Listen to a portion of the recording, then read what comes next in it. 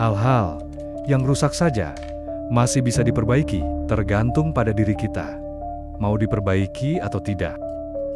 Dalam kekristenan, memperbaiki jiwa yang rusak melibatkan sinergi antara upaya manusia dan rahmat Allah melalui praktek-praktek rohani, seperti doa, mengikuti perintah Kristus, partisipasi dalam sakramen gereja, studi kitab suci, dan puasa. Proses ini bertujuan mencapai teosis, yaitu penyatuan manusia dengan Allah melalui pengilahian untuk mencapai kesempurnaan spiritual. Berikut adalah cara-cara praktis untuk memperbaiki jiwa dalam perspektif kekristenan.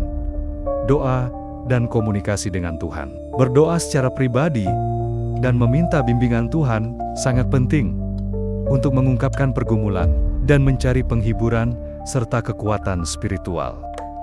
Partisipasi dalam sakramen dan liturgi, mengikuti misteri suci gereja, termasuk liturgi suci, adalah bagian integral dari perjalanan rohani untuk pemurnian jiwa dan penyatuan dengan Allah.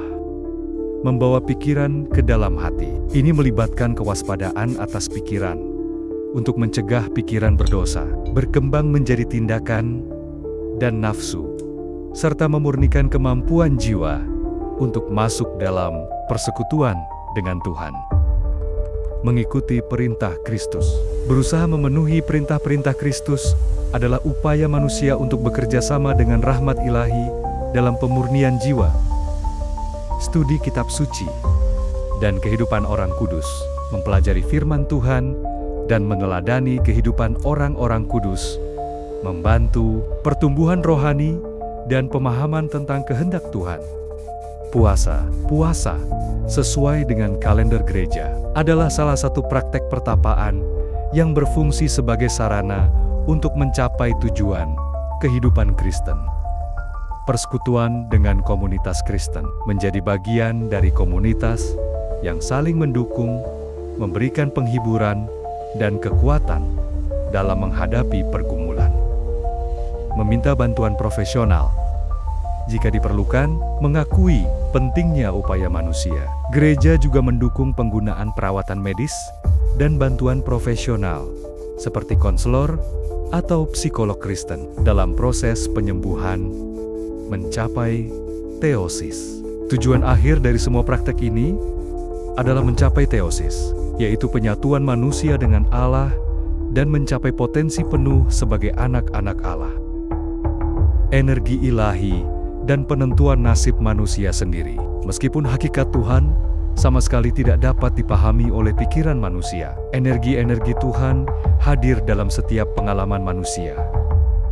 Berbicara tentang energi ilahi berarti berbicara tentang tindakan-tindakan Tuhan dalam kaitannya dengan dunia ciptaan.